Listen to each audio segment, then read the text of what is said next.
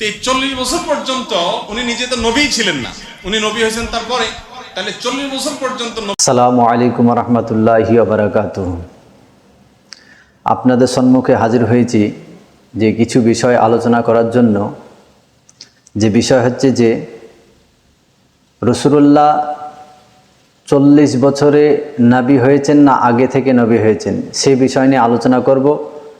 আপনাদেরকে বলবো এই ভিডিওটা সম্পূর্ণ দেখার জন্য অনুরোধ করব।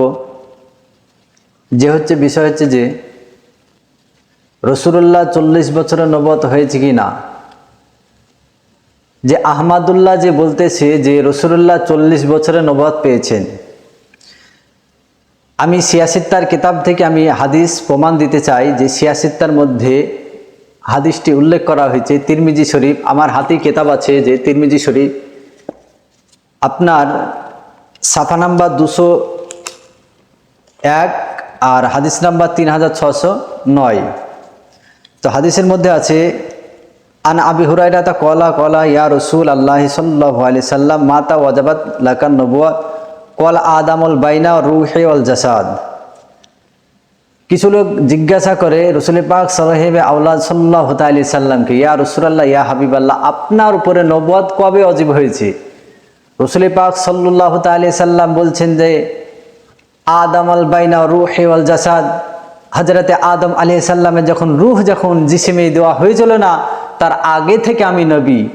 তাহলে হাদিস থেকে বোঝা গেল যে রাসূল পাক সাহেবে আওলাদ সাল্লাল্লাহু আলাইহি সাল্লাম আপনার কি আদম আলাইহিস সালামের আগে থেকে নবী, আদম আলাইহিস সালামের আগে থেকে নবী। আদম আলাইহিস সালাম রূহ যখন আপনার কি জিসমে দেওয়া হয়েছিল না, তার আগে থেকে আমার নবী হচ্ছে, আপনার আগে থেকে আমার নবী হচ্ছে, নবী করে দুনিয়াতে এসেছেন।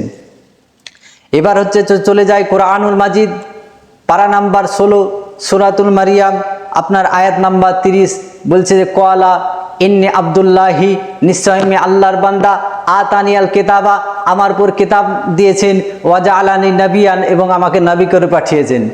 কে? হযরতে ঈসা নবী। হযরতে ঈসা নবীর পিতা ছিল না আপনার কি মারিয়াম, যখন ঈসা নবীকে বাচ্চা অবস্থায় বাড়িতে যখন নিয়ে আসার পরে পাড়া আপনার কি গ্রামের লোকে আপনার অনেক কথা বলতে লাগে। বলার পরে আপনার কি তখনই আপনার ক্বালা ইন্নী আব্দুল্লাহি, আপনার কি তখন ঈসা নবী বলছে যে আমি আল্লাহর বান্দা, আতানিয়াল কিতাবা, আমার উপর কিতাব না আমার উপর কিতাব দিয়েছেন, ওয়া জাআলানি নবী, আমাকে নবী করে পাঠিয়েছেন। তাহলে বোঝা গেল যে কোরআনুল কারীম থেকে যে আমাকে ঈসা নবীকে নবী করে পাঠিয়েছে।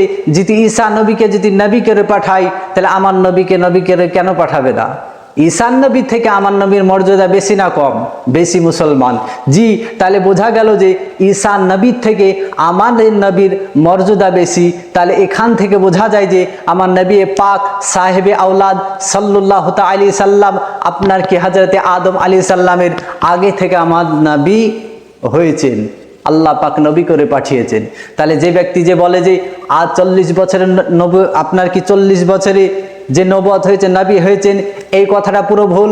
আমি বলতে চাই আহমদুল্লাহকে যে আপনার কি একটা হাদিস যদি আপনি দেখাতে পারেন যে কিতাব থেকে, যে সিয়াসিত্তার কিতাব থেকে যদি আপনি দেখাতে পারেন যে রাসূলুল্লাহ 40 বছরের নবুয়ত পেয়েছেন, একটি হাদিস যদি দেখাতে পারেন, আমি মুফতি জাইনুল আবিদিন বলতে চাই যে আপনার সারা জীবন আমি গোলামি খাটতে থাকবো।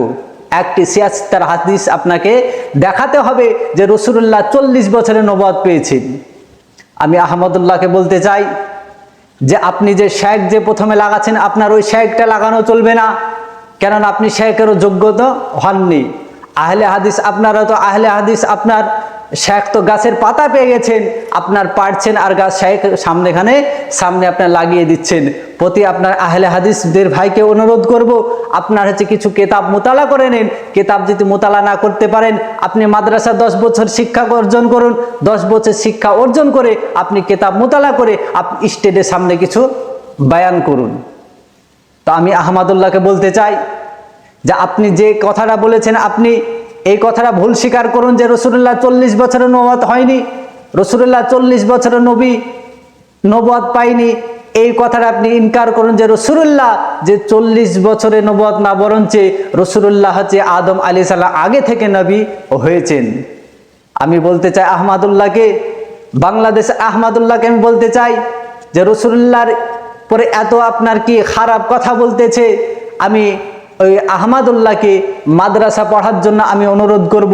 এখনো কমপক্ষে এখনো 15 বছর মাদ্রাসায় কিছু শিক্ষা অর্জন করে নাও, তারপর মানুষের সামনে ইসলাম প্রচার করো, মানুষের সামনে তারপরে